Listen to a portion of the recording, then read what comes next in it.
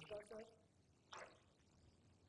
आदरणीय प्रधानमंत्री जी, माननीय विधि मंत्री श्री किरण रिजिजू जी, माननीय खेल मंत्री श्री अनुराग ठाकुर जी, माननीय खेल राज्य मंत्री श्री निशित प्रमाणिक जी, भारतीय ओलंपिक संघ के प्रेसिडेंट एवं सेक्रेटरी जनरल, सभी खेल संघों के अध्यक्ष, माननीय खेल मंत्री श्री अनुराग ठाकुर जी, माननीय खेल राज्य निशित प्रमाणिक जी, भारतीय ओलंपिक संघ के प्रेसिडेंट एवं सेक्रेटरी जनरल, सभी खेल संघों के अध्यक्ष,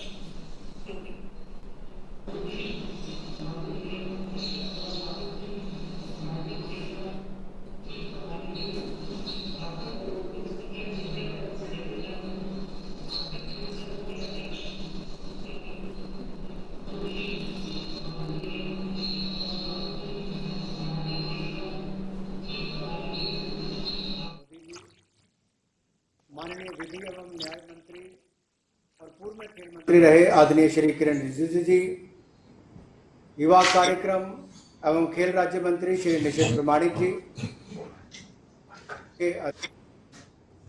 खेल फेडरेशन अधिकारी एवं प्रतिनिधि, खिलाड़ी मित्रों और देश भर से जुड़े हुए खिलाड़ियों के परिजन, भाई और बहनों, मैं यूथ अफेयर्स और खेल मंत्रालय की ओर से आदरणीय प्रधानमंत्री जी का सहर्ष स्वागत करता हूं, अभिनंदन करता हूं, जिन्होंने हर परिस्थिति में हमेशा देश का मार्गदर्शन किया है और आज भी विशेष रूप से टोक्यो ओलंपिक में जा रहे हमारे खिलाड़ियों का मनोबल बढ़ाने, उनका मार्गदर्शन करने और आशीर्वाद देने के लिए हमारे बीच उपस्थित हुए हैं। आदरणीय प्रधानमंत्री जी, मैं आपका विशेष रूप से धन्यवाद करना चाहता हूं कि आपने मुझे युवा कार्यक्रम एवं खेल मंत्रालय की जिम्मेदारी दी है। मैं यहाँ पर उपस्थित सभी officials, coach staff, sports staff को भी धन्यवाद देना चाहता हूं, जिन्होंने हमारे खिलाड़ियों की तैयारी में कोई कमी नहीं छोड़ी, जिसके बलबूते हमारे यहाँ प्रतिभावान प्लेयर्स टोक्यो ओलंपिक्स में देश का प्रतिनिधित्व करने जा रहे हैं।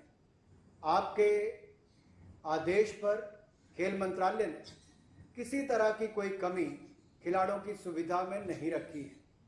टॉप स्कीम से लेकर डीजीसीआई से लेकर खेल मंत्रालय ने हर तरह से प्रयास किया है कि हमारे खिलाड़ियों को सुविधाएं मिलें। माननीय प्रधानमंत्री जी, खेल एक ऐसा क्षेत्र है जो बिना किसी भेदभाव, जाति, धर्म, समुदाय के बंधन के 130 करोड़ भारतीयों को एकता के सूत्र से जोड़ता है। देश के 22 राज्यों से 18 खेलों के 126 एथलीट्स टोक्यो ओलंपिक्स में 130 करोड़ भारतीयों का प्रतिनिधित्व करेंगे। माननीय प्रधानमंत्री जी, आपकी खेल के प्रति अभिरुचि, खेलों को बढ़ावा देने की आपकी कार्यशैली, आपके द्वारा खिलाड़ियों को दिया गया प्रोत्साहन हमेशा सराहनीय और प्रेरणादायक रहा है। कोरोना महामारी जैसी विषम परिस्थितियों के दौरान भी आपने खिलाड़ियों का मनोबल नहीं गिरने दिया और समय समय पर आपने खिलाड़ियों से वार्तालाप करके उनका मार्गदर्शन भी किया है और उन्हें जोश से सरोबार भी किया है। जैसा कि हम सब जानते हैं, हाल ही में आपने समस्त देशवासियों से टोक्यो ओलंपिक्स जाने वाले खिलाड़ियों का मनोबल बढ़ाने के लिए चीयर फॉर इंडिया का आह्वान भी किया था और मैं आपके ध्यान में लाना चाहता हूं, देश भर के कोने कोने, लेह लद्दाख से लेकर कन्याकुमारी तक, गुजरात से लेकर अरुणाचल तक लोग सेल्फीज भी खींच रहे हैं, डाल भी रहे हैं, खिलाड़ियों का मनोबल भी बढ़ा रहे हैं। और आज जब आप इस कार्यक्रम के माध्यम से शुरुआत करेंगे, कल से पूरे देश के लोग हमारे ओलंपिक खिलाड़ियों को अपना आशीर्वाद, योगदान, सहयोग देने के लिए और चीयर करने के लिए एकजुट हो जाएंगे। आपके ही इस प्रयासों की वजह से समस्त भारत में ओलंपिक्स के प्रति जागरूकता एवं लगाव और बढ़ गया है। मैं मानता हूं कि आपके कुशल नेतृत्व से हमारे खिलाड़ी अपना परचम लहराने और देश को मेडल दिलाने में जरूर कामयाब होंगे और इस ओलंपिक्स में हमारे खिलाड़ी अपना सर्वोच्च प्रदर्शन करेंगे। मैं अंत में इतना ही कहूंगा सभी खिलाड़ी भाई और बहनों को, जब आप जा रहे हैं तो देखिए, देश के प्रधानमंत्री जी आपसे बात करके आपका मनोबल बढ़ा रहे हैं। एक ही संदेश देना चाहता हूं, साथ तुम्हारे पूरा देश, बस तुम आगे बढ़ते जाना। भारत माँ का यही संदेश टोक्यो ओलंपिक में मेडल जीत कर आना। मेडल जीत कर आना। एक बार फिर माननीय प्रधानमंत्री जी का बहुत बहुत आभार, अभिनंदन, धन्यवाद, और सभी खेल संघों का और सभी खिलाड़ियों का बहुत बहुत धन्यवाद। जय भारत, जय हिंद। मैं भारतीय ओलंपिक संघ के अध्यक्ष श्री बत्रा जी से संबोधन करने का अनुरोध करता हूं। Honorable Prime Minister Shri Narendra Modi ji, Honorable Sports Minister Shri Anurag Thakur ji, Honorable Law and Justice Minister Shri Kiran Rijiju ji, Honorable Minister of State for Sport Shri Nishit Parmanik ji, dear athletes and officials, it is an honor and privilege for every member of Indian contingent कि वह Tokyo जाने से पहले अपने देश के प्रधानमंत्री जी से शुभकामनाएं और आशीर्वाद लें। I would like to share with the Honorable Prime Minister कि हमारा जो डेलीगेशन टोक्यो जा रहा है उसमें 67 male athletes, 52 female athletes, 58 team officials, 43 alternate athletes and other officials और 8 कंटिंजेंट स्टाफ, टोटल हमारा कंटिंजेंट 228 का है। भारत के एथलीट 85 मेडल पॉसिबिलिटीज पर compete करेंगे टोक्यो ओलंपिक्स में। सर, भारत का पहला कंटिंजेंट 17 जुलाई 2021 को भारत से टोक्यो के लिए जाएगा, जिसमें 90 एथलीट्स और ऑफिशियल्स होंगे। भारत के एथलीट्स और ऑफिशियल्स जो विदेश में ट्रेन कर रहे हैं वह डायरेक्टली वहीं से टोक्यो जाएंगे। National sports federation, ministry of youth affairs and sports authority India and mission Olympic cell ने जो पिछले 5 साल में सपोर्ट किया है एथलीट्स का ट्रेनिंग के लिए, इंडियन ओलंपिक एसोसिएशन इन सब का तहे दिल से धन्यवाद करना चाहती है। I would also like to credit all our athletes who have personified the meaning of true sports person spirit as they have faced difficult circumstances with courage, determination and intense focus to achieve their goals. Honorable Prime Minister Sir, Bharat का पूरा जो Tokyo जा रहा है is looking up to you, sir, and the example you have set for us to forge ahead on our path to achieving excellence for India. इस विषय में I am confident that your best wishes will go a long way in adding to the motivation of our athletes as they compete to bring glory to our country. I conclude by conveying my sincere thanks to all present here today for showing their support and best wishes to the athletes and officials representing India in the Tokyo Olympics. May our athletes feel the strength and prayers of every Indian citizen cheering from them for their home. Thank you, Honorable Prime Minister, sir. Thank you, everyone. Jai Hind. अब मैं Tokyo जाने वाले athlete से request करूंगा कि वे माननीय प्रधानमंत्री जी से संवाद करें। सबसे पहले मैं दीपिका कुमारी जी से अनुरोध करूंगा। दीपिका जी नमस्ते। नमस्ते सर। दीपिका जी, पिछली मन की बात में मैंने आपकी और कई साथियों की चर्चा की थी। अभी पेरिस में गोल्ड जीतकर आपने जो करिश्मा किया, उसके बाद तो पूरे देश में आपकी चर्चा हो रही है। अब आप रैंकिंग में वर्ल्ड नंबर 1 हो गई हैं। मुझे पता चला है कि आप बचपन में आम तोड़ने के लिए निशाना लगाती थी। आम से शुरू हुई आपकी यात्रा बहुत खास है। अपनी इस यात्रा के बारे में देश बहुत कुछ जानना चाहता है। अगर आप कुछ बताएं तो अच्छा होगा। मेरी यात्रा बहुत अच्छी रही सर। स्टार्टिंग से ही आम मुझे बहुत पसंद था, इसलिए स्टोरी पर ही। बट मैंने बैम्बू ब्रो से स्टार्ट किया था और फिर धीरे धीरे मैं मॉडर्न बो पे आई थी सर। बहुत अच्छी रही। स्टार्टिंग में थोड़ा सा स्ट्रगल हुआ था बिकॉज फैसिलिटीज वहाँ अच्छी नहीं थी। उसके बाद एक साथ आर्चरी करने के बाद काफी अच्छी फैसिलिटीज मिली सर और काफी अच्छे कोच भी मिले मुझे। दीपिका जी, जब आप सफलता के इतने शिखर पर पहुंच जाते हैं तो लोगों की आपसे अपेक्षाएं भी बढ़ जाती हैं। अब सामने ओलंपिक जैसा सबसे बड़ा इवेंट है, तो अपेक्षाओं और फोकस के बीच आप संतुलन कैसे बना रही हैं? सर, उम्मीदें तो है, लेकिन सबसे ज्यादा उम्मीदें खुद से होती है और हम यहीं पे फोकस कर रहे हैं कि जितना भी ध्यान है अपने प्रैक्टिस पे हो और कैसे मुझे परफॉर्म करना है, इस चीज पे मैं सर ज्यादा फोकस कर रही हूँ। चलिए, आपको बहुत बहुत बधाई कि आपने विषमताओं में हार नहीं मानी। आपने चुनौतियों को ही ताकत बना लिया है। और मैं देख रहा हूं कि स्क्रीन पर मुझे आपके परिवारजन भी दिखाई दे रहे हैं। मैं उनको भी नमस्कार करता हूं। देश को पूरा भरोसा है कि आप ओलंपिक में भी ऐसे ही देश का गौरव बढ़ाएगी। आपको मेरी ढेर सारी शुभकामनाएं। Thank you sir. आइए हम अब प्रवीण कुमार जाधव जी से बात करते हैं। प्रवीण जी नमस्ते। नमस्ते सर। हाय, कसे काय? बड़ा है सर। राइट। प्रवीण जी, मुझे बताया गया कि आपकी ट्रेनिंग पहले एथलीट बनने के लिए हुई थी। हाँ आज सर। आप ओलंपिक में तीरंदाजी के लिए देश को रिप्रेजेंट करने जा रहे हैं। ये बदलाव कैसे हुआ? सर पहले मैं एथलेटिक्स करता था, तो मेरा सिलेक्शन गवर्नमेंट के एकेडमी में एथलेटिक्स के लिए हुआ। तो वहाँ के कोच थे, तो मेरा बॉडी थोड़ा कमजोर था उस टाइम, तो वो बोले कि आप दूसरे गेम में अच्छा कर सकते हो। तो उसके बाद मुझे आर्चरी गेम दिया गया। तो उसके बाद मैंने अमरावती में आर्चरी गेम कंटिन्यू किया। अच्छा, और इस बदलाव के बावजूद भी आप अपने खेल में कॉन्फिडेंस और परफेक्शन कैसे लाए? सर मेरा एक्चुअली घर से इतना मतलब अच्छा नहीं है, मतलब थोड़ा फाइनेंशियल कंडीशन ठीक ठीक नहीं है। तो मेरे सामने मुझे आपके पता। माताजी पिताजी दिख रहे हैं मुझे। मैं उनको भी हाँ सर। नमस्कार करता हूँ। हाँ तो हाँ, प्रवीण बताइए। मुझे पता था घर जाके मुझे भी मजदूरी करनी पड़ेगी, इससे अच्छा तो यहाँ मेहनत करके आगे कुछ अच्छा करना है, इसलिए मैंने इसमें कंटिन्यू किया।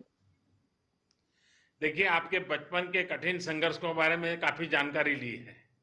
और आपके माता पिता ने भी, यानी जिस प्रकार से पिताजी दिहाड़ी मजदूरी से लेकर आज देश का प्रतिनिधित्व करने तक की यात्रा बहुत प्रेरणादायी है।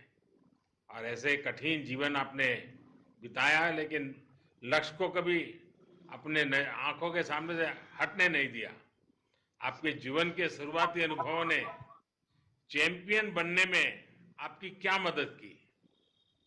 सर जहाँ मुझे खुद कम मतलब लगता था कि यहाँ थोड़ा ज्यादा मुश्किल है, वहां मैं यही सोचता था कि अभी तक जितना भी किया, अगर यहाँ हार मान जाऊंगा तो सब कुछ खत्म हो जाएगा। इससे अच्छा कि ज्यादा और कोशिश करके इसको सफल करना है।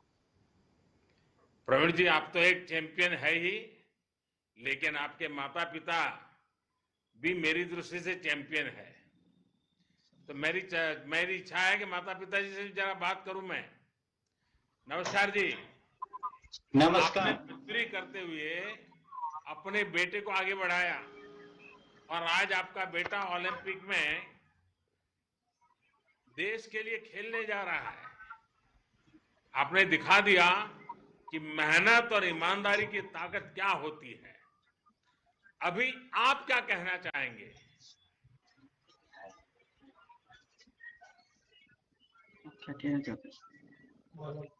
प्रवीणला अजून पुढे जावं. खेळून प्रवीणच्या पाठीमागे 4 मुली आहेत, ते सुद्धा त्यांनी जाऊन पुढे प्रवीण सारखं ऑलिम्पिक घेऊन यावं. वाह! प्रकृती बरी आहेत ना? हा, बरे. बरी आहेत। देखिए, आपने साबित कर दिया है कि अगर कुछ करने की चाह हो तो परेशानियां किसी को रोक नहीं सकती। आपकी सफलता से ये भी स्पष्ट हो गया कि ग्रास रूट स्तर पर अगर सही चयन हो तो हमारे देश की प्रतिभा क्या नहीं कर सकती। प्रवीण, आपको बहुत बहुत शुभकामनाएं हैं मेरी। और फिर से एक बार आपके माता पिताजी को भी प्रणाम है। और जापान में जमकर खेलिएगा।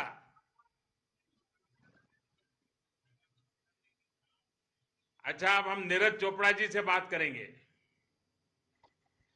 नमस्ते सर। नीरज जी, आप तो भारतीय सेना में हैं और जी सर। सेना के ऐसे कोने से अनुभव है, जो अनुभव, वो कौन सी ट्रेनिंग है जिसने आपको खेल में इस मुकाम तक पहुंचने में मदद की? सर देखो, मेरा शुरू से ही एक था कि मुझे भारतीय सेना बहुत पसंद थी, और मैं 5-6 साल खेला। उसके बाद मुझे भारतीय सेना ने ज्वाइन करने के लिए बोला, तो मुझे काफी खुशी हुई। फिर मैंने भारतीय सेना को ज्वाइन किया, और उसके बाद से मैं अपना गेम में फोकस कर रहा हूँ। और भारतीय सेना मुझे जितनी फैसिलिटी और जो मुझे चाहिए, और जो भारत सरकार सब कुछ मुझे प्रोवाइड कर रहे हैं, और मैं अपना पूरा मन लगा के मेहनत कर रहा हूँ। नीरज जी, मैं आपके साथ साथ आपके पूरे परिवार को भी देख रहा हूं, आपके परिवार को भी मैं प्रणाम करता हूं।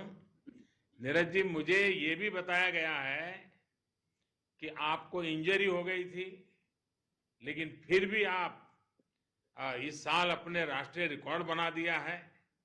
आपने अपना मनोबल, अपनी प्रैक्टिस को, ये सब कैसे संभाले रखा? मैं मानता हूं सर कि जो इंजरी है वो एक स्पोर्ट्स का पार्ट है। तो जो मैंने 2019 में काफी मेहनत की थी, उस साल वर्ल्ड क्या चैंपियनशिप थी आपको हमारी, तो, और इस आपको स्पोर्ट्स की इंजरी में भी स्पोर्ट्स पर स्पिरिट दिखता है। सर क्योंकि हमारा यही सफर है, कुछ साल का हमारा करियर होता है, और हमको अपने आप को मोटिवेट करना होता है। तो मेरा एक साल इसकी वजह से खराब हो गया था, क्योंकि मैंने तैयारी काफी की थी वर्ल्ड चैंपियनशिप के लिए और एशियन चैंपियनशिप के लिए, लेकिन इंजरी की वजह से वो उसमें दिक्कत होगी। फिर मैंने अपना पूरा फोकस ओलंपिक पे किया, और अब दोबारा से कम बैक किया अच्छे से। मैंने फर्स्ट कंपटीशन खेला, उसमें ही ओलंपिक क्वालिफाई कर दिया था। उसके बाद फिर कोरोना की वजह से ओलंपिक पोस्टपोन हो गया, तो फिर अपनी तैयारी कंटिन्यू रखी सर। और फिर उसके बाद जो दोबारा से कंपटीशन खेले, और फिर अपनी बेस्ट करके नेशनल रिकॉर्ड किया। और अभी भी सर पूरी मेहनत कर रहे हैं, कोशिश कर रहे हैं कि जितना अच्छा हो सके उतना बढ़िया करके आए ओलंपिक में। नीरज जी, बहुत अच्छा लगा आपसे बात करके। मैं एक महत्वपूर्ण बात आपसे कहना चाहता हूं। आपको अपेक्षाओं के बोझ तले दबने की जरूरत नहीं है। आप थैंक यू सर। अपना 100% दीजिए, बस यही मिजाज, जी बिना सर, किसी दबाव यही के कोशिश है। यस पूरा सर। प्रयास कीजिए। मेरी आपको बहुत शुभकामनाएं हैं, और आपके माता पिता को भी प्रणाम है। थैंक यू आइए सर। दुती चंद से बात करते हैं। दुती जी, नमस्ते। ऑनरेबल प्राइम मिनिस्टर नमस्ते। दुती जी, आपके तो नाम का ही अर्थ है चमक। दुती का मतलब ही होता है आभार, और आप खेल के जरिए अपनी चमक बिखेर भी रही है। अब आप ओलंपिक में छा जाने के लिए तैयार हैं। इतनी बड़ी प्रतियोगिता तो आप कैसे देखती हैं? पहले तो आपको ये बता देती हूँ, मैं एक वीवर्स फैमिली से बिलोंग करती हूँ। मेरी फैमिली में 6 सिस्टर 1 ब्रदर, मम्मी डैडी को मिला 9 मेंबर। जब मेरे घर में लड़की से लड़की पैदा होते जाते थे, गांव वाले ने मेरी मम्मी को हमेशा क्रिटिसाइज करते थे कि इतना लड़की क्यों पैदा कर रहे हैं। तो बहुत गरीब फैमिली थे, खाने के लिए भी डैडी नहीं था, और मेरे पापा का इनकम भी बहुत कम ही था। मन में यही आपके योजना माताजी पिताजी मेरे सामने हैं। जी, तो मेरा मन में वही था कि मैं अच्छा खेलूंगी तो देश के लिए नाम रोशन करूंगी, गवर्नमेंट सेक्टर में मुझे जॉब मिल जाएगा, और जॉब में जो पगार रहेगा इसमें मेरा फैमिली का सिचुएशन बदल सकती हूँ। तो आज स्पोर्ट्स के वजह से आज मैंने बहुत कुछ बदला है मेरी लाइफ को, मेरी फैमिली को। और मैं धन्यवाद दूंगी आपको और मेरे उनसे सीएम नवीन सर को, डॉक्टर अब्दुल समद सर को, जिन्होंने मुझे हमेशा सपोर्ट किया है। आपके की टीम के माध्यम से मुझे बहुत कुछ मिला है। सीएम नवीन पटनायक सर भी मुझे बहुत मदद किया है, और टीट किसका डॉक्टर अब्दुल समद सर भी मुझे बहुत सपोर्ट किया है। मेरा हमेशा मेरे लाइफ में तो कंट्रोवर्सी रहता है। आपके टीवी माध्यम से पेपर माध्यम से पता होंगे आपको कि कितना चैलेंज करके कितना दिक्कत करके मुझे मैं आज यहाँ तक पहुँची। मेरा मन में वही है, मैं जो साथ में ओलंपिक जाऊंगी, सेकंड ओलंपिक जाना, टोक्यो ओलंपिक ईयर में भी पार्टिसिपेट किया था 36 ईयर के बाद 100 मीटर में पीटी उषा दीदी के बाद। अभी सेकंड टाइम ओलंपिक जा रही हूँ। मेरे साथ में हमेशा हिम्मत को लेके जाऊंगी, मैं डरूंगी नहीं इधर, क्योंकि इंडिया का कोई महिला कमजोरी नहीं है। महिला आगे ही बढ़ते रहेगी इंडिया में, और महिला लोग आगे ही बढ़ते के देश का नाम रोशन करेगी। मैं जैसे हिम्मत के साथ ओलंपिक में खेलूंगी और देश के लिए मेडल लेने के लिए कोशिश करूंगी। दुती जी, आपकी वर्षों की मेहनत का फैसला कुछ ही सेकंड में होना होता है। हार और जीत में पलक झपकने भर की देर होती है, इसका सामना करना कितना मुश्किल होता है। बेसिकली 100 मीटर में देखें तो आसान है, 10-11 सेकंड में खत्म हो जाता है, लेकिन इसको प्रिपरेशन करने में साल भर लग जाता है, बहुत सारा मेहनत करना पड़ता है। एक 100 मीटर भागने के लिए हमको 10-12 रिपीटेशन लगाना पड़ता है, बहुत सारा जिम एक्सरसाइज, बहुत सारा स्विमिंग पूल एक्सरसाइज करना पड़ता है, और हमेशा चैलेंज की तरह लेना पड़ता है कि वो ब्लॉक स्टार्ट में आपको थोड़ा सा मिल जाएगा तो आपको डिस्क्वालीफाई करके निकाल देंगे। तो हर चीज को ध्यान दे के हमको रनिंग करना पड़ता है।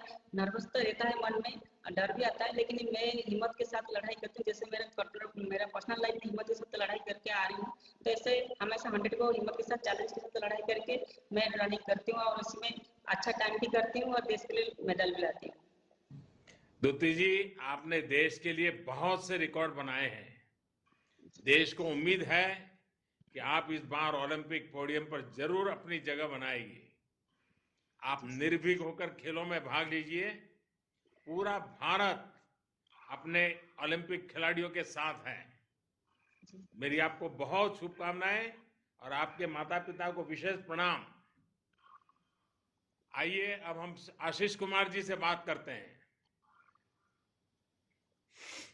आशीष जी, नमस्कार। आपके पिता राष्ट्रीय स्तर के कबड्डी खिलाड़ी थे और आपके परिवार में कई खिलाड़ी रहे हैं। आपने बॉक्सिंग क्यों चुनी? सर बॉक्सिंग जब मैं छोटा था तो सर हमारे घर पे माहौल खेल का था, तो मेरे फादर बहुत अच्छे प्लेयर रहे थे अपने टाइम में, तो वो चाहते थे कि मेरा बेटा भी बॉक्सिंग खेले। तो मेरे पास उस टाइम कबड्डी के कोर्स नहीं किया गया, लेकिन मेरे परिवार में मेरे भाई रेसलिंग खेलते थे और बॉक्सिंग खेलते थे, तो काफी अच्छे लेवल तक खेले हैं। तो मुझे भी इन दोनों में से किसी एक को पसंद करने के लिए कहा गया। मैं पतला था और ज्यादा ज्यादा गठीला नहीं था, तो उस वजह से मैंने सोचा कि रेसलिंग तो नहीं कर पाऊंगा, तो इसलिए मुझे शायद बॉक्सिंग ही करनी चाहिए। तो वैसे वैसे सर जब झुकाव हुआ बॉक्सिंग की तरफ इसी तरीके से। आशीष जी, आपने कोविड से भी लड़ाई लड़ी है। एक खिलाड़ी के तौर पर आपके लिए कितना कठिन रहा? आपका खेल, आपकी फिटनेस प्रभावित ना हो, इसके लिए आपने क्या किया? और मैं जानता हूं आपने इस क्रूशियल टाइम में अपने पिताजी को भी खो दिया। ऐसे समय भी आपने इस जो मिशन को लेके निकले थे उसमें जरा भी इधर उधर होने नहीं दिया। तो मैं जरूर आपके मन के भाव जानना चाहूंगा। जी सर, 25 दिन पहले, कंपटीशन के 25 दिन पहले मेरे पिताजी की मृत्यु हो गई थी, जिस वजह से मैं काफी सदमे में था कि मैं इमोशनली भी बहुत हर्ट हो चुका था। काफी प्रॉब्लम जो है मुझे उस टाइम फेस करनी पड़ी।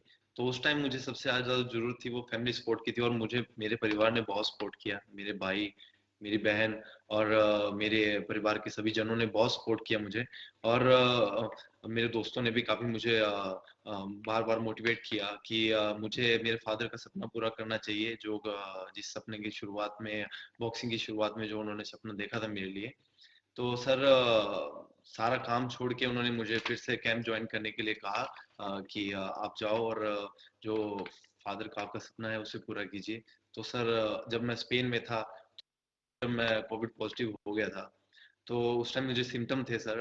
तो कुछ दिन मुझे सिम्टम रहे वहाँ पे, लेकिन सर वहाँ पे फैसिलिटी थोड़ी मेरे लिए स्पेशल करवाई गई, और जो हमारे टीम डॉक्टर थे डॉक्टर करण, जो उन्होंने, उनके साथ रेगुलरली कांटेक्ट में था मैं, और स्टाफ के साथ भी कांटेक्ट। तो प्रैक्टिस के लिए मेरे वहाँ पे स्पेशल जो है स्पेस जो है एक अवेलेबल करवाया गया था सर, जहाँ पे मैं प्रैक्टिस करता था, थोड़ी फिटनेस करता था। लेकिन फिर भी सर काफी टाइम लग गया रिकवरी के लिए कोरोना से।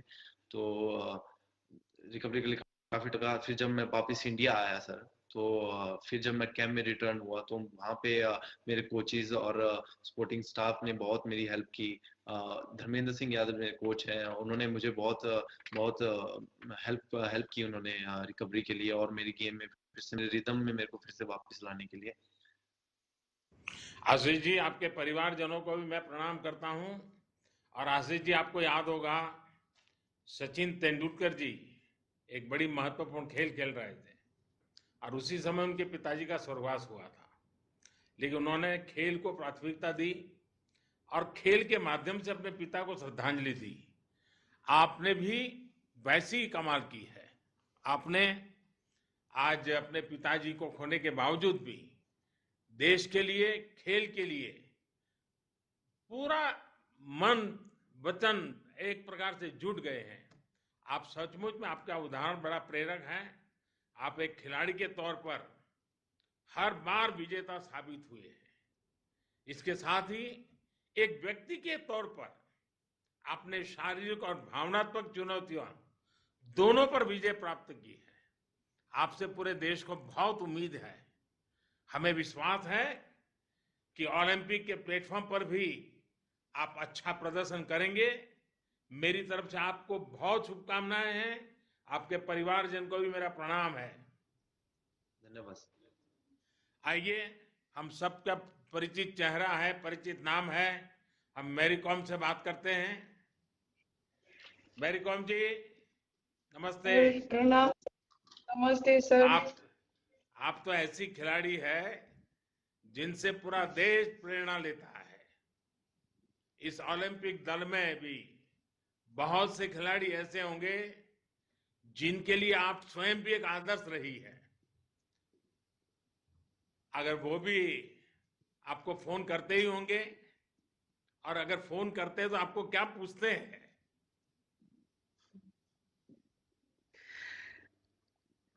सर, घर में सब मेरे लिए दुआ करें कि वो लोग बच्चे लोग ज्यादा मेरे को मिस करता है सर। और मैं समझाती हूँ कि मामा देश के लिए, लड़ाई के लिए जा रही हूँ, और आप लोग घर में पापा का उसका जो भी बोल रहा है उसको फॉलो करना है, और घर में आप लोग प्यार से रहना है, बाहर नहीं निकलना है। कोविड की वजह से सर वो लोग भी बहुत घर में बोरिंग हो जा रहा है, ऑनलाइन क्लासेस ले रहा है, लेकिन इतना ओपन नहीं हो रहा है। बच्चे लोग का खेल कूद बहुत पसंद करता है सर। दोस्त लोग खेलने में भी बहुत अच्छा करता है, अच्छा हो रहा है, लेकिन इस बार कोविड वजह से सारे दोस्त लोग से भी दूर हो रहे हैं। और मैं बोला ये मामले में हम लोग फाइट करना है, अच्छा रहना है और सुरक्षित रहना है, सेफ्टी रहना है। और मैं भी देश के लिए, लड़ाई के लिए जा रही हूँ, और मैं चाहती हूँ कि आप सुरक्षित रहो और मैं भी सुरक्षित रहे, और देश के लिए अच्छा करने के लिए मैं कोशिश करती हूँ। यही बात होती है सर। मेरे सामने दिख रहे हैं सब लोग। अच्छा, वैसे तो आप हर पंच में चैंपियन है, लेकिन आपका सबसे फेवरेट पंच कौन सा है?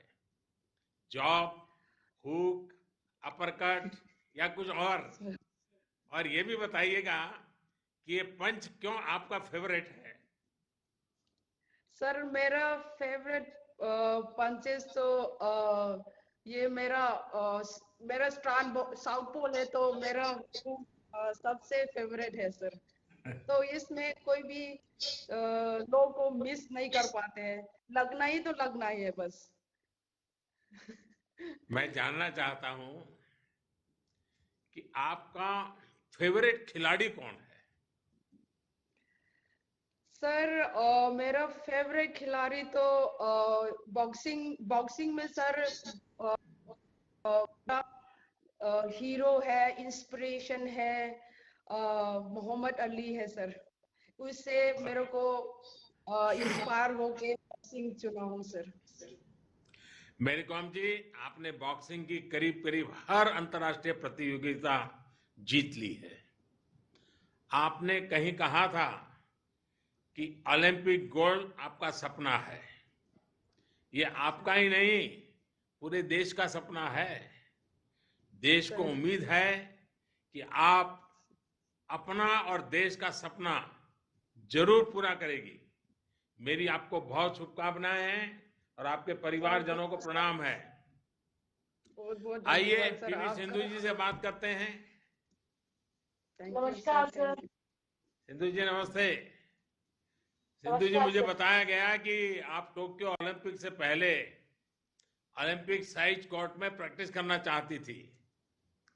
अब गोची बावली में आपकी प्रैक्टिस कैसी चल रही है?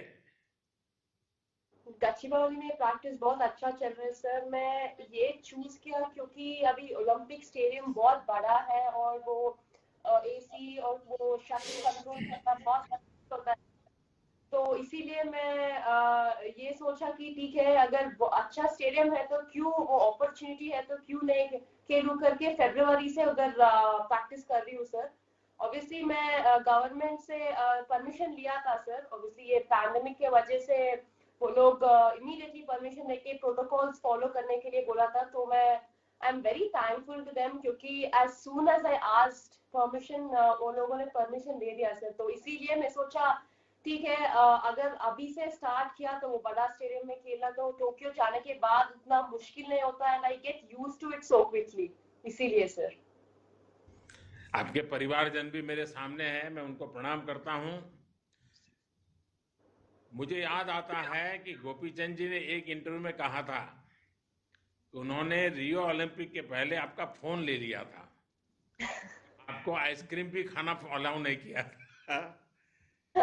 क्या अभी भी आपके आइसक्रीम खाने पर पाबंदी लगी हुई है या कुछ छूट मिली है? सर ऑब्वियसली थोड़ा कंट्रोल करती हूँ सर, क्योंकि एक एथलीट के लिए डाइट बहुत इम्पोर्टेंट है।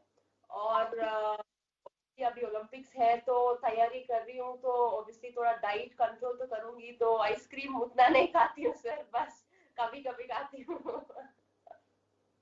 देखिए सिंधु जी, माता पिता दोनों खुद स्पोर्ट्स में रहे हैं और इसलिए मेरा मन करता है आज मैं उनसे भी एक बात जरूर करूंगा।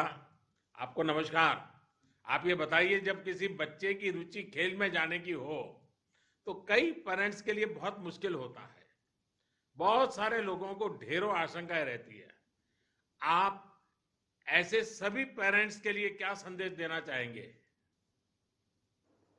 बस सर, पेरेंट्स ये जानना चाहिए कि अगर अपने बच्चे हेल्थ वाइज अच्छे होंगे तो सब कुछ बड़ा होगा, क्योंकि आप थोड़ा खेलेंगे तो आपका हेल्थ अच्छा होगा, ऑटोमेटिकली आपका कंसंट्रेशन बढ़ेगा, हर इश्यूज में आप लोग आगे बढ़ेंगे और जरूर आप ऊपर आ सकते हैं। आप एक सफल खिलाड़ी के माता पिता हैं। अपने बच्चों को स्पोर्ट्स पर्सन बनाने के लिए कैसी पेरेंटिंग करनी होती है?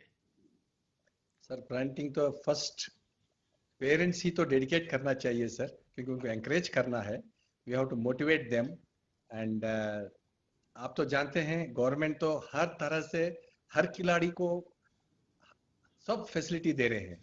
सो उसको हमारे बच्चों को समझाते हुए देश का नाम ऊपर करने के लिए बेटा मेहनत करना है और अच्छा नाम कमाना है करके हम उनको प्रोत्साहित करके हर जो भी बच्चों को हम ये पहले सिखाना है कि रेस्पेक्ट देना, जो भी है रेस्पेक्ट दो और उनका आशीर्वाद लो। सिंधु जी, आपके माता पिता ने आपको विश्व चैंपियन बनाने के लिए बहुत त्याग किए हैं। उन्होंने अपना काम कर दिया है। अब आपकी बारी है। आप खूब मेहनत कीजिए और मुझे विश्वास है कि इस बार भी आप जरूर सफल होगी। और जब सफलता के बाद मेरा मिलना होता ही आप लोगों से, तो मैं भी आपके साथ आइसक्रीम खाऊंगा।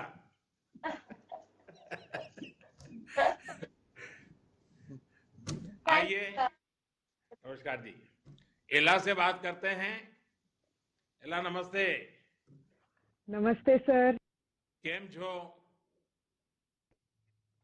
एला હવે ગુજરાતી બોલે છે કે નહીં?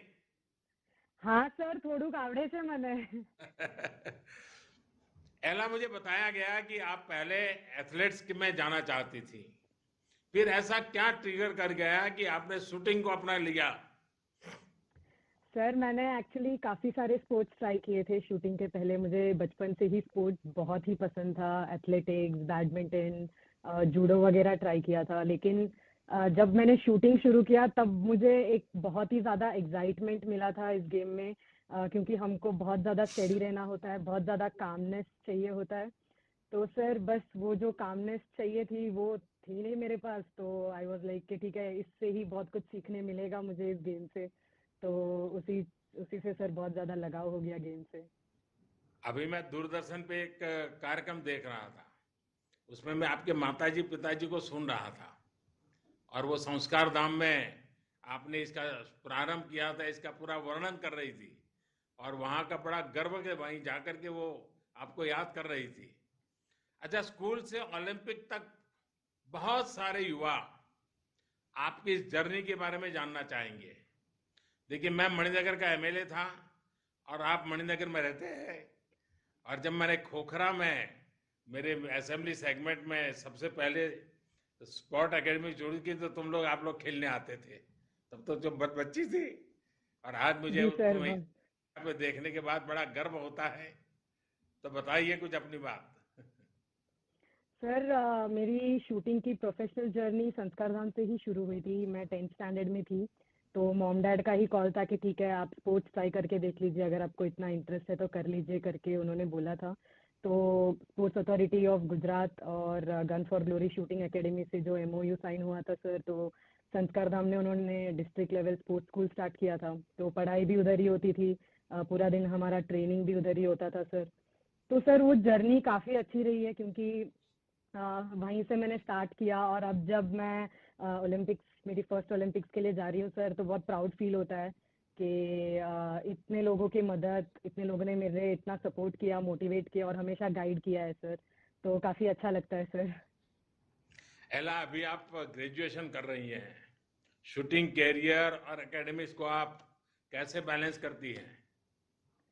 सर मैं तो इसके लिए मेरी यूनिवर्सिटी, गुजरात यूनिवर्सिटी जो है, और हमारे कॉलेज भवन आर्ट्स कॉलेज को थैंक्स करना चाहूँगी, क्योंकि सर एक भी टाइम ऐसा नहीं था कि जब उन्होंने मुझसे बोल दिया हो कि नहीं आपको कंपलसरी आके ये चीज़ करनी पड़ेगी। उन्होंने मुझे इतनी छूट दी थी।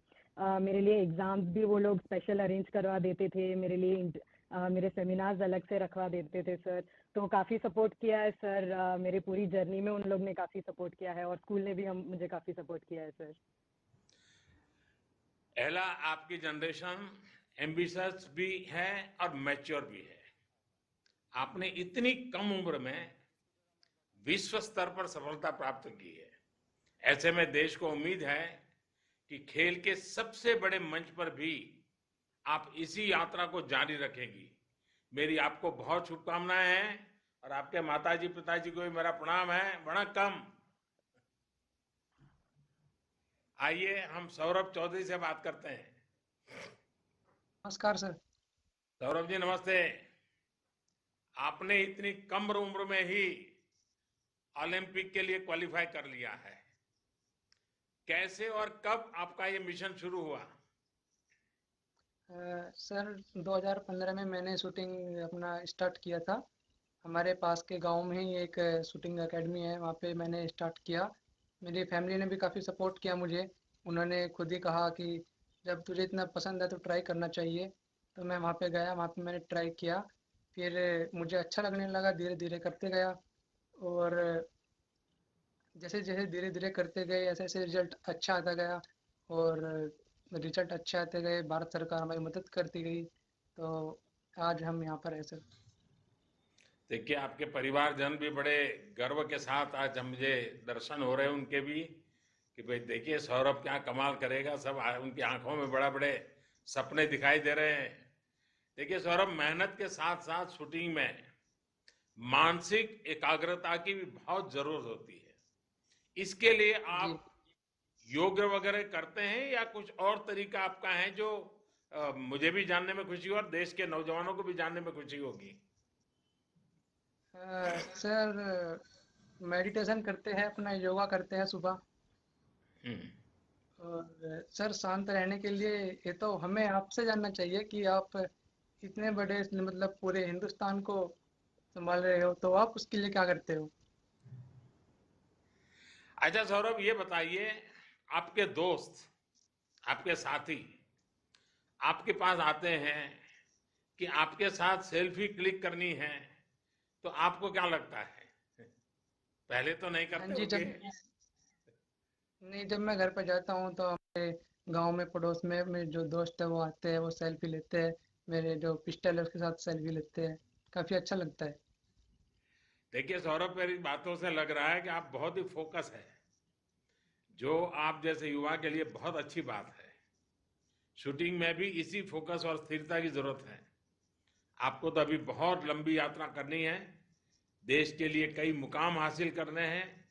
हम सभी को विश्वास है कि आप ओलंपिक में बहुत अच्छा प्रदर्शन करेंगे और भविष्य में भी बहुत आगे आएंगे। आपको और आपके परिवारजनों को मेरा प्रणाम। आइए हम शरद कमल जी से बात करते हैं। शरद जी नमस्ते। नमस्ते सर। शरद जी, आपने 3 ओलंपिक्स में भाग लिया है, आप तो बड़े जाने माने खिलाड़ी हैं। आप उन युवा खिलाड़ियों को क्या सुझाव देंगे जो पहली बार ओलंपिक में देश का प्रतिनिधित्व कर रहे हैं?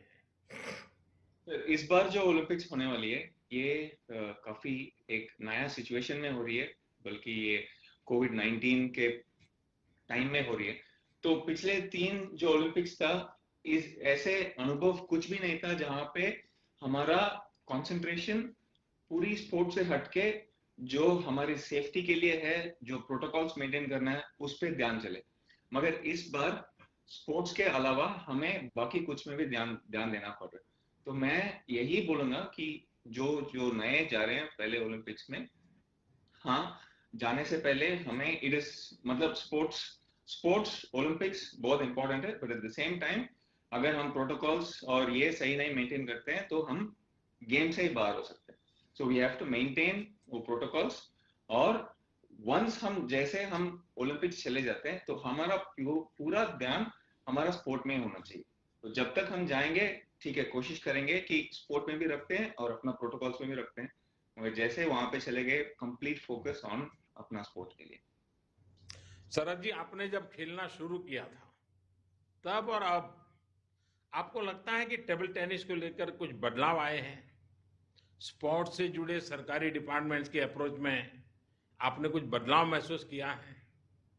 बहुत सारे फर्क हुए हैं सर। जैसे 2006 में जब मैं पहली बार कॉमनवेल्थ के मेडल जीता था, गोल्ड मेडल जीता था, और अब की बात 2018 में जब हम सब मिलके गोल्ड मेडल जीते, जैसे मनिका बात्रा ने भी जीती थी, मतलब 2 first women female Indian table tennis player to win gold medals, तो उन्होंने 2 जीते, हमने भी मेन में 1 जीते, और 8 मेडल जब आए, वो 2006 की और 2018 में बहुत फर्क थी। मेन थिंग यही था कि स्पोर्ट्स एक प्रोफेशनल फील्ड बना था। जब 2006 में तब मैं जीता था, तब स्पोर्ट्स में उतना प्रोफेशनलिज्म नहीं थी। हाँ, वो इंडस्ट्री एकदम तब भी वो एक्स्ट्रा करिकुलर, मतलब पढ़ाई ज्यादा इंपॉर्टेंट थी, स्पोर्ट्स एक साइड लाइन थी। मगर अभी ऐसे नहीं है, बहुत इंपॉर्टेंस दे रहे हैं। पूरा government is giving lot of importance, private organisations भी बहुत सारा इंपॉर्टेंस दे रहे हैं, and at the same time जो अपॉर्चुनिटीज अभी है एक करियर बनाने में, एक प्रोफेशनल बनने में स्पोर्ट्स के बराबर, वो अभी बहुत ज्यादा है। और बहुत सारे बच्चे और बहुत सारे पेरेंट्स को भी वो एक थोड़ा बहुत गारंटी मिलती है, गारंटी से ज्यादा एक कॉन्फिडेंस मिलती है कि मेरा बच्चा अगर स्पोर्ट्स पे भी आएगा तो वो संभाल सकता है, अपना जिंदगी को संभाल सकता है। आई थिंक ये माइंडसेट बहुत अच्छी चेंज है। शरद जी, आपके पास सिर्फ टेबल टेनिस ही नहीं बल्कि बड़े इवेंट्स का बहुत विशाल अनुभव है। मुझे लगता है कि अनुभव आपके काम तो आएगा ही, साथ ही टोक्यो ओलंपिक में भाग ले रही देश की पूरी टीम के काम आने वाला है।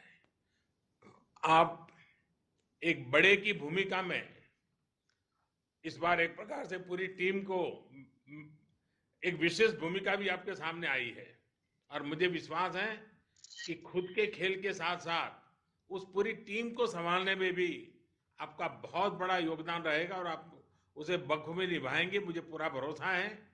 मेरी आपको बहुत शुभकामनाएं हैं, और आपकी टीम को भी, आपके स्वजन भी मुझे दिख रहे हैं, उनको भी मेरा नमन। आइए मनिका बत्रा जी से बात करते हैं। मनिका जी नमस्ते। नमस्ते सर। मनिका, मुझे बताया गया है कि आप टेबल टेनिस खेलने के साथ ही गरीब बच्चों को ये खेल सिखाती भी है, उनकी मदद भी करती हैं। आप खुद ही युवा हैं, आपके विचार कैसे आया? सर, जब मैं पहली बार यहाँ पुणे में खेलती हूँ तो वहाँ आई थी, तो मैंने देखा जो अनप्रिविलेज्ड और ऑर्फन्स थे बहुत अच्छा खेल रहे थे, और यहाँ के जो सेंटर में उनको सिखाते हैं तो बहुत अलग था मेरे लिए। तो मुझे ऐसा लगा कि इनको जो चीज़ें नहीं मिली या पहले नहीं कर पाए तो मुझे इनको हेल्प करनी चाहिए कि ये भी मेरे को फॉलो करके अच्छे प्लेयर बन सके। तो आई थिंक वो चीज़ मुझे, जैसे वो प्लेयर्स बच्चे खेलते हैं, मुझे उनको देख के मोटिवेशन मिलता है कि इतनी सी छोटी सी उम्र में, और मतलब पहले किसी का साथ नहीं और इस उम्र में इतना अच्छा खेल रहे हैं, तो बहुत मोटिवेशन मिलता है उनको देख के। मैंने देखा है कि आप अपने मैच में कभी कभी अपने हाथ पर तिरंगा पेंट करती है। इसके पीछे की सोच, अपनी प्रेरणा के बारे में जरा बताइए। हाँ जी, मतलब लड़की होने के तौर पे मुझे ये सब चीज़ें पसंद है, बट ऑल्सो कि इंडिया का फ्लैग अपने पास रखना कहीं पे, और स्पेशली जब मैं सर्विस करती हूँ खेलते हुए तो मेरा लेफ्ट हैंड मुझे दिखता है और वो इंडियन फ्लैग दिखता है नेल पे, तो वो चीज़ मुझे इंस्पायर करती है। इसलिए मेरा जब भी मैं कुछ इंडिया के लिए खेलने जाती हूँ, कंट्री के लिए खेलने जाती हूँ, तो मैं ये चीज़ रखती हूँ कि कुछ ना कुछ फ्लैग या कुछ इंडिया का कुछ भी मेरे पास दिल से जुड़ा रहे। वाह। मनिका, मुझे बताया गया कि आपको डांसिंग का भी बहुत शौक है। क्या डांसिंग के शौक आपके लिए स्ट्रेस बस्टर की तरह काम करते हैं? हाँ जी सर, क्योंकि जैसे किसी किसी का होता है कि म्यूजिक सुनना, डांस करना, तो मेरा डांस करना स्ट्रेस बस्टर का काम करता है। जब भी मैं टूर्नामेंट में जाती हूँ या कुछ, जब खाली टाइम होता है, मैं रूम पे आती हूँ मैच खेल के या मैच से पहले, तो मैं डांस करके जाती हूँ क्योंकि मुझे अच्छा लगता है और कॉन्फिडेंस आता है। मैं ऐसे सवाल पूछ रहा हूँ, तुम्हारे परिवारजन, तुम्हारे मित्र सारे हंस रहे हैं। मनिका, आप अंतर्राष्ट्रीय स्तर पर चैंपियन है। आप बच्चों को भी अपने खेल से जोड़ रही हैं। आपकी सफलता सिर्फ उन्हीं बच्चों के लिए नहीं, बल्कि देश के सभी टेबल टेनिस युवा खिलाड़ियों को प्रेरित करेगी। मेरी आपको बहुत शुभकामनाएं हैं। आपके सभी साथियों को सब बड़े उत्साह से आज के इस कार्यक्रम में हिस्सा ले रहे हैं। आपके परिवारजन सब देख रहे हैं। सबको मेरी बहुत बहुत शुभकामनाएं, बहुत बहुत धन्यवाद। आइए अब हम विनेश जी से मिलते हैं। विनेश फोगाट जो। विनेश नमस्ते। सर नमस्ते। आप फोगाट फैमिली से हैं। आपके पूरे परिवार ने खेलों के लिए इतना कुछ देश को दिया है। इस पहचान की वजह से थोड़ा एक्स्ट्रा प्रेशर, थोड़ी ज्यादा जिम्मेदारी तो नहीं आ जाती है? सर जिम्मेदारी तो बिल्कुल आती है, क्योंकि फैमिली ने जो काम स्टार्ट किया है वो खत्म करना है, और वो जो सपना ओलंपिक्स का लेके स्टार्ट किया था वो जब मेडल आएगा उसके बाद ही शायद खत्म होगा। तो उम्मीद तो है सर, पूरे देश की उम्मीद है, फैमिली की भी उम्मीदें होती हैं, और मुझे लगता है कि उम्मीदें जरूरी हैं हमारे लिए, क्योंकि जब उम्मीदें दिखती है तभी हम लोग थोड़ा सा एक्स्ट्रा पुश करते हैं एक लेवल पे जाने के बाद में। तो अच्छा लगता है सर, कोई प्रेशर नहीं है, अच्छे से खेलेंगे और देश को प्राउड करने का बिल्कुल मौका देंगे। देखिए, पिछली बार आपको रियो ओलंपिक में चोट की वजह से हटना पड़ा था। पिछले साल भी आप बीमार थी। आपने इन सारी बाधाओं को पार कर शानदार प्रदर्शन किया। इतने स्ट्रेस को सक्सेस में बदलना ये अपने आप में बहुत बड़ी बात है। ये कैसे किया आपने? सर डिफिकल्ट होता है काफी, बट वही है कि एज ए एथलीट, हम एथलीट टॉप लेवल पे अगर हमें परफॉर्म करना है तो हमें मेंटली स्ट्रांग रहना पड़ता है, और एज ए एथलीट मैं सोचती हूँ कि हमें ये जरूरी है उस लेवल पे ले जाने के लिए, वो पुश करने के लिए। सो फैमिली का एक बहुत बड़ा रोल रहता है आपके पीछे, तो फैमिली का सपोर्ट रहता है हमेशा, और जो भी हमारी फेडरेशन है या टॉप से साई है, सभी लोग पूरा ईमानदारी के साथ में लगे रहते हैं। तो एक रहता है कि नहीं, उन लोगों को निराश नहीं करना है जो लोग इतना सब हमारे पीछे लगा रहे हैं उम्मीदों के साथ में। तो ऐसे कहीं पे रुकना नहीं है, क्योंकि वो रुकना नहीं है इसीलिए वो हमें पुश कर रहे हैं। वो काफी चीजें हैं सर उस टाइम पे याद आती हैं, तो हम उसके लिए लगे रहते हैं, चाहे इंजरी हो चाहे कोई भी चीज आए। मुझे तो पूरा यकीन है कि आप टोक्यो में बहुत शानदार प्रदर्शन करने वाली है। क्या हम उम्मीद करें बस कि अब यही आप कमी आगे है आप पर भी एक फिल्म आने वाली है? सर। बस आप अच्छा लोगों की दुआ और चाहेंगे कि हम सभी जितने भी एथलीट जा रहे हैं अपनी कंट्री को बड़ा मौका दें, हर दिन मेडल आते रहें, और आप लोग जो पूरा देश जो उम्मीदें लगाए बैठा है उनको हम निराश ना करें। आपके माता पिताजी भी जुड़े हैं, आपके पिताजी तो आपके गुरु भी हैं एक प्रकार से। जरा मैं पिताजी से बात जरूर करना चाहूंगा। आपसे मेरा सवाल जरा थोड़ा हट करके है। जब कोई फिट और तंदुरुस्त होता है तो हमारे देश में कहते हैं कौन सी चक्की का आटा खाते हो? तो फोगाट फैमिली अपनी बेटियों को कौन सी चक्की का आटा खिलाती है? वैसे ये भी बताइए कि विनेश को क्या मंत्र देकर टोक्यो भेज रहे हैं आप? देखिए, जो चक्की का आटे की है, हम जो अपने गांव के घर की चक्की का आटे खाते हैं और अपने देसी के उसका, और गाय भैंस रखते हैं, गाय भैंस का दूध दही मक्खन यही खिलाया, हरी सब्जी। और विनेश का जो पिछली बार जो 2016 में जो दौड़ लगी थी, जो सारे देश को उम्मीद थी, उस टाइम जो सारे देश को दुख हुआ था, हम तो पिताजी माँ बाप हैं तो हमको तो दुख होना था। तो आज जो मेरी बेटी है पूरा उम्मीद है, मैंने तो एक ही वादा किया था, अगर ओलंपिक गेम में मेडल लेकर आओगे तो भी मैं एयरपोर्ट पे लेने आऊंगा, इतने भाई मैं आऊंगा नहीं। और आज भी मैं लगा हूँ इस चीज पर। आज मुझे विश्वास है, पिछली बार तो मेरी बेटी रह गई थी, लेकिन अब की बार ओलंपिक में मैं पूरी आस उम्मीद है। जनो इसके पिछले टूर्नामेंट देख लो, इन्हें लगती जो अपने जो अब आगे बढ़ाते रही है, मेडल लेती है, तो अब की बार मेरी बेटी में पूरा विश्वास भरोसा है, अब की बार भी गोल्ड मेडल लेकर आएगा, मेरे सपना पूरा करेगी।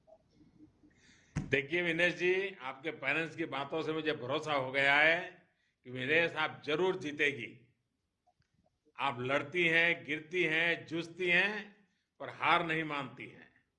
आपने अपने परिवार से जो सीखा है जरूर वो इस ओलंपिक में देश के काम आएगा। मेरी आपको बहुत बहुत शुभकामनाएं हैं। आपके माता पिता जी को मेरे प्रणाम है। आइए हम साजन प्रकाश जी से मिलते हैं। साजन जी नमस्ते। नमस्ते। मुझे बताया गया है कि आपकी तो माता जी ने भी एथलीट्स में देश का गौरव बढ़ाया है। अपनी माता जी से आपने क्या क्या सीखा? Sir, my mother is my everything, and she was a sports person in earlier days, and she helped me to come over all the struggles and hurdles for this achievement, sir. अच्छा, मुझे ये बताया गया कि आपको गहरी injury भी हो गई थी, आप इससे कैसे उभरे सजन? First of all, for 18 months after the closure of pool, we had a lot of struggles, and with the injury, we were out of the pool for so long, and it was very frustrating and depressing at the first time. But with my support of all the people, my coaches, his wife Gauri Aunty and Go Sports, Kerala Police, SF Swimming Federation of India and FINA, everyone supported me through thick and thin. I think that has helped me to come out mentally strong and overcome this pain and from the injury, sir. साजन, आप Olympic में जाने से पहले ही भारतीय खेलों के सुनहरे इतिहास में जगह बना रहे हैं। मुझे उम्मीद है कि आप अपने प्रदर्शन से इस ओलंपिक उपलब्धि को और स्वर्णिम बनाएंगे। मेरी आपको बहुत शुभकामनाएं हैं और आपके सारे साथी बड़े उत्साह के साथ इस बार यहाँ जुड़े हुए हैं, उनको भी मेरी बहुत बहुत धन्यवाद मैं करता हूँ। आइए हम मनप्रीत सिंह जी से मिलते हैं। मनप्रीत जी नमस्ते। नमस्कार सर। मुझे बताया गया कि कोरोना की पहली वेव के दौरान आप सभी साथी बेंगलुरु में एक साथ रहे, सबने मिलकर कोरोना का मुकाबला किया और इससे टीम स्पिरिट पर क्या असर पड़ा? सर एक्चुअली मैं कहना चाहूंगा कि गवर्नमेंट का उस टाइम बहुत ज़्यादा सपोर्ट रहा था, क्योंकि हम लोग यहाँ पे बेंगलोर में कैंप में थे। तो उस वक्त ये था कि हम लोगों ने ऐसे अपनी टीम को कैसे हम लोग स्ट्रॉन्ग कर सकते हैं उसके ऊपर काम किया। हम लोगों ने एक दूसरे के प्लेयर्स के बैकग्राउंड के बारे में जाना कि हाँ कि किससे कैसे प्लेयर ने अपना बैकग्राउंड स्टार्ट किया, कैसे उनकी फैमिली ने सेक्रीफाइस किया कि अपने बेटों अपने बच्चों को यहाँ तक पहुँचाने के लिए। उस चीज़ के बारे में जाना कि हाँ कि इससे क्या है कि हमारी टीम बॉन्डिंग है वो और ज़्यादा स्ट्रॉन्ग होगी। और ये था कि सर हम लोगों ने यही माना था कि हमारे पास अभी एक और साल बाकी है, तो हम लोग अपने आप को और कैसे बेहतर कर सकते हैं। तो हम लोगों ने दूसरी टीम के बारे में स्टडी की, कैसे उनका क्या प्लस पॉइंट्स हैं, क्या वीक पॉइंट्स हैं, कि कहाँ पे हम लोग उनको हर्ट कर सकते हैं। तो ये चीज़ें काफ़ी हमारे लिए हेल्पफुल रही सर। ओलंपिक में हॉकी में हमारे देश का बहुत शानदार इतिहास रहा है। ऐसे में स्वाभाविक है थोड़ी ज्यादा जिम्मेदारी का बहुत स्वाभाविक एक वातावरण बन जाता है और हर कोई चाहता है कि रिकॉर्ड बना करके रखना है। और इसकी वजह से खेल के दौरान आप लोगों को कोई एक्स्ट्रा तनाव का माहौल तो नहीं होता है ना? नहीं सर बिल्कुल नहीं, क्योंकि अगर देखा जाए तो हॉकी ने अभी तक जो 8 गोल्ड मेडल जीते हैं, सबसे ज्यादा मेडल जीते, तो हम लोग इसको प्राउड फील करते हैं कि हम लोग उसी स्पोर्ट को खेल रहे हैं। और जब भी हम लोग ओलंपिक्स में जाते हैं तो यही कोशिश करते हैं कि हाँ कि अपना पूरा बेस्ट है और इंडिया की मेडल जीते। चलिए, आपके परिवारजन भी मुझे दिख रहे हैं, मैं उनको प्रणाम करता हूं। उनके आशीर्वाद आपके साथ बने रहते हैं और देशवासियों की शुभकामनाएं आपके साथ है। मनप्रीत, आपसे बात करते हुए मुझे मेजर ध्यानचंद, केडी सिंह बाबू, मोहम्मद शाहिद जैसे महान हॉकी खिलाड़ियों की याद आ रही है। आप हॉकी के महान इतिहास को और उज्जवल करेंगे, ऐसा मेरा और पूरे देश का विश्वास है। मेरी आपको बहुत बहुत शुभकामनाएं हैं और आपके परिवारजनों को मेरा प्रणाम है। आइए अब हम सानिया जी से बात करते हैं। सानिया जी नमस्ते। नमस्ते सर। सानिया जी, आपने कई ग्रैंड स्लैम्स जीते हैं, बड़े बड़े खिलाड़ियों के साथ आपने खेला है। आपको क्या लगता है कि टेनिस का चैंपियन बनने के लिए क्या खूबियां होनी चाहिए? क्योंकि आजकल मैंने देखा है कि टियर 2, टियर 3 सिटी में भी आप लोग उनके हीरो हैं और वो टेनिस सीखना चाहते हैं। जी सर, आई थिंक टेनिस एक ऐसा ग्लोबल स्पोर्ट है जिसमें जब मैंने स्टार्ट किया था 25 साल पहले, तो जाहिर बात है ज्यादा लोग टेनिस खेलते नहीं थे। लेकिन आज जैसे आप कह रहे हैं, बहुत सारे ऐसे बच्चे हैं जो टेनिस रैकेट उठाना चाहते हैं और जो प्रोफेशनल बनना चाहते हैं और जो बिलीव करते हैं कि वो टेनिस में एक बड़े खिलाड़ी बन सकते हैं। उसके लिए आपको जाहिर बात है मेहनत की जरूरत होती है, सपोर्ट, लगन और बहुत बहुत सारी आई थिंक डेस्टिनी भी एक रोल प्ले करती है इसमें। लेकिन मेहनत के और टैलेंट के बगैर कोई भी चीज में कुछ नहीं होता, चाहे वो टेनिस हो या कोई भी स्पोर्ट हो। और अब फैसिलिटीज भी बहुत अच्छे हो गए हैं 25 साल पहले से अब तक। तो अभी तो बहुत सारे अच्छे स्टेडियम्स बन गए हैं, हार्ड कोर्ट्स हैं। तो मैं उम्मीद यही है कि और बहुत सारे टेनिस प्लेयर निकले इंडिया से इंशाल्लाह। ओलंपिक में आपके साथी अंकिता रैनी के साथ आपकी पार्टनरशिप कैसी चल रही है? आप दोनों की तैयारी कैसी है? अंकिता एक यंग खिलाड़ी है, बहुत अच्छा खेल रही है हाल में और I am very excited to play with her. हम लास्ट ईयर खेले थे फरवरी में जो फेड कप के मैचेस थे और उसमें हमने काफी अच्छा प्रदर्शन किया था। लेकिन we are looking forward to going to Olympics. जैसे मेरा चौथा ओलंपिक्स है, उसका पहला ओलंपिक्स है, तो थोड़ा सा अभी मेरे उम्र के साथ यंग पैरों की जरूरत है, तो आई थिंक वो प्रोवाइड कर सकती है। सानिया, आपने पहले भी स्पोर्ट्स के लिए सरकारी विभागों में कि उसके कामकाज को भली भांति देखा है। पिछले 5-6 साल में आपको क्या बदलाव महसूस हुआ है? जैसे मैंने कहा, आई थिंक 5-6 साल ने अब जब से हमारे पास कॉमनवेल्थ गेम्स हुआ है सर, तब से आई थिंक कि बिलीफ जो आ गया है कि हमारे कंट्री में से क्रिकेटर्स के अलावा भी बहुत सारे ऐसे स्पोर्ट्स पर्सन हैं जो देश के लिए नाम कमाते हैं और देश के लिए देश को बहुत अच्छे मुकाम पे पहुंचाते हैं। आई थिंक वो बिलीव धीरे धीरे लास्ट 5-6 साल में और भी बढ़ गया है और आप तो गवर्नमेंट और से हमें हमेशा ही सपोर्ट मिलता है। मैं आपसे जब पर्सनली मिली हूँ, आपने हमेशा मुझे यही कहा है कि आप हर चीज में साथ देंगे। तो इसी तरह 5-6 साल में बहुत कुछ, और लास्ट ओलंपिक से अब ओलंपिक्स तक भी काफी सारा फर्क है। मैं 2 साल ऑफ थी, जाहिर बात है, जब मेरा बच्चा हुआ था, तो लेकिन तब से लेके अब तक मैं जो लास्ट ईयर से आई हूँ, मुझे बहुत सारा फर्क नजर आया। सानिया, आप चैंपियन भी हैं, फाइटर भी हैं। मुझे उम्मीद है कि आप इस ओलंपिक में ज्यादा बेहतरीन और सफल खिलाड़ी बनकर उभरेगी। मेरी आपको बहुत बहुत शुभकामनाएं हैं। आपसे बात करके मुझे बहुत अच्छा लगा। वैसे सभी से बात नहीं हो पाई, लेकिन आपका जोश, आपका उत्साह पूरे देश के सभी लोग आज महसूस कर रहा है।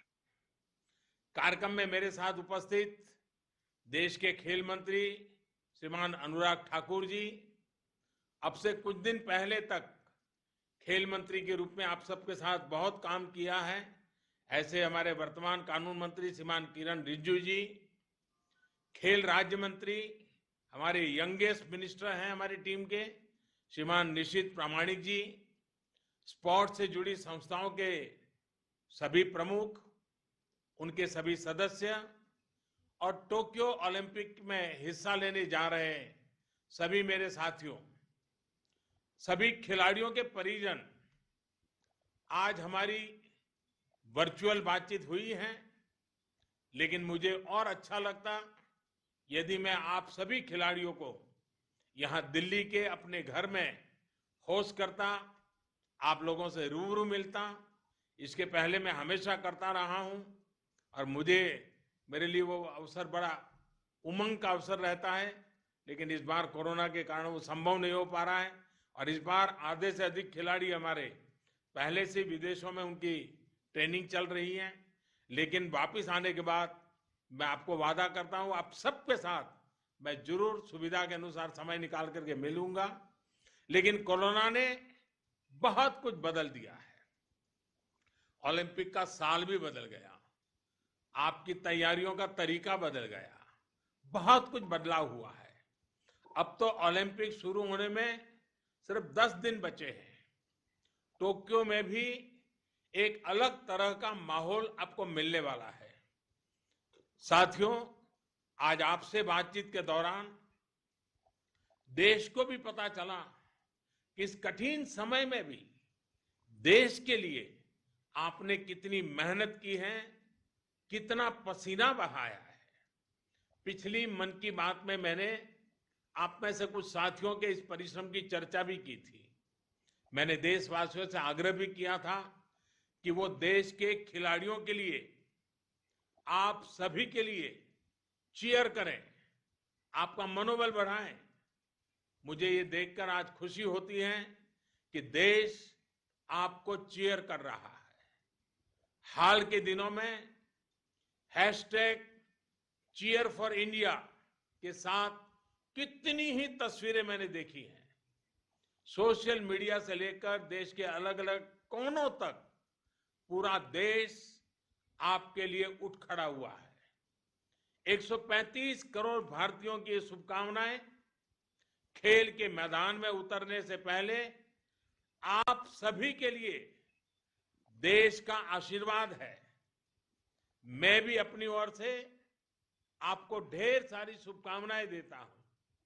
आप सभी को देशवासियों से लगातार शुभकामनाएं मिलती रहे, इसके लिए नमो ऐप पर भी एक खास प्रावधान किया गया है।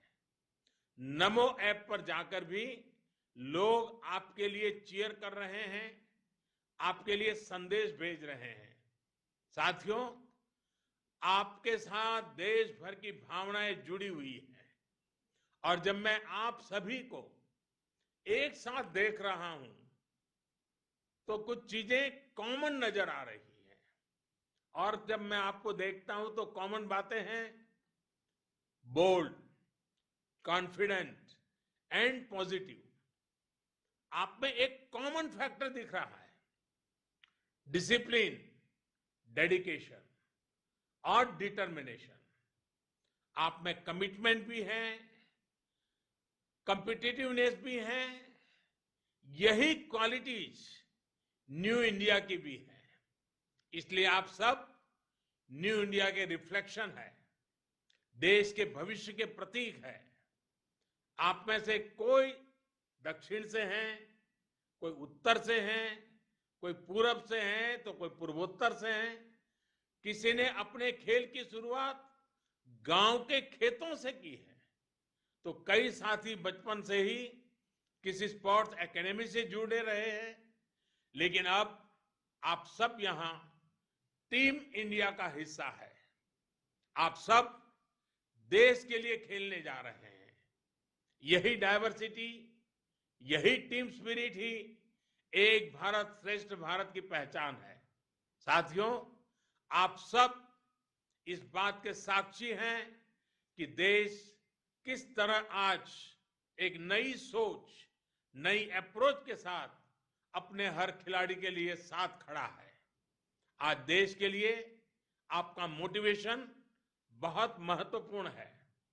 आप खुलकर खेलें, अपने पूरे सामर्थ्य के साथ खेल सके, अपने खेल को, अपनी टेक्निक को और निखार सके, इसे सर्वोच्च प्राथमिकता दी गई है।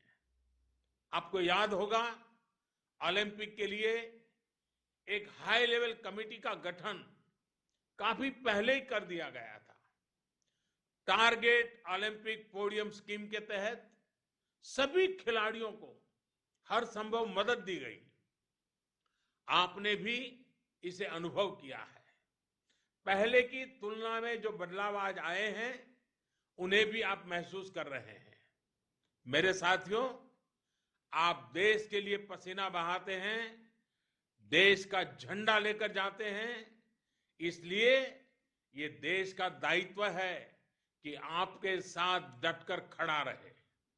हमने प्रयास किया है खिलाड़ियों को अच्छे ट्रेनिंग कैंप्स के लिए, बेहतर इक्विपमेंट के लिए। आज खिलाड़ियों को ज्यादा से ज्यादा इंटरनेशनल एक्सपोजर भी दिया जा रहा है।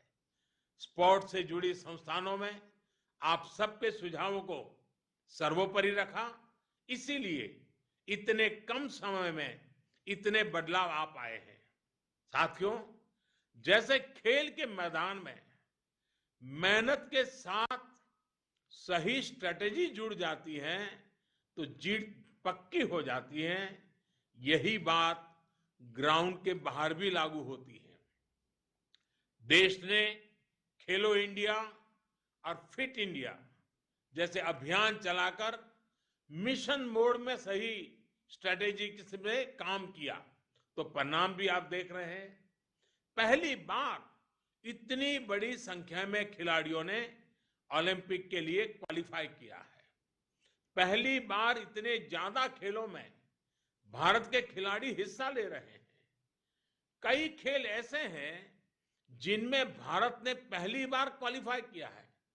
साथियों, हमारे यहां कहा जाता है, अभ्यासात जायते नृणाम द्वितीया प्रकृति ही, अर्थात हम जैसा अभ्यास करते हैं, जैसा प्रयास करते हैं, धीरे धीरे वो हमारे स्वभाव का हिस्सा हो जाता है।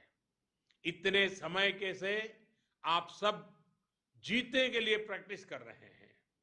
आप सबको देखकर, आपकी इस ऊर्जा को देखकर कोई संदेह बचता भी नहीं है।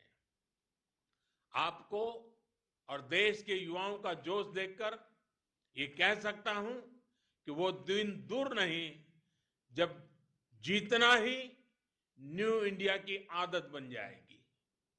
और अभी तो ये शुरुआत है। आप टोक्यो जाकर जब देश का परचम लहराएंगे तो उसी पूरी दुनिया देखेगी। हाँ, ये बात जरूर याद रखना है कि जीतने का प्रेशर लेकर नहीं खेलना है। अपने दिल दिमाग को बस एक ही बात कहिए कि मुझे अपना बेस्ट परफॉर्म करना है। मैं देशवासियों से भी एक बार फिर कहूंगा, चीयर फॉर इंडिया। मुझे पूरा विश्वास है आप सब देश के लिए खेलते हुए देश का गौरव बढ़ाएंगे, नए मुकाम हासिल करेंगे। इसी विश्वास के साथ आप सभी का बहुत बहुत धन्यवाद, मेरी बहुत बहुत शुभकामनाएं और आपके परिवारजनों को मेरा विशेष प्रणाम। बहुत बहुत धन्यवाद। मैं संपूर्ण खेल जगत की तरफ से आदरणीय प्रधानमंत्री जी का धन्यवाद करता हूं। सर, आपके मार्गदर्शन से हमारे खिलाड़ी बहुत उत्साहित हुए हैं। धन्यवाद।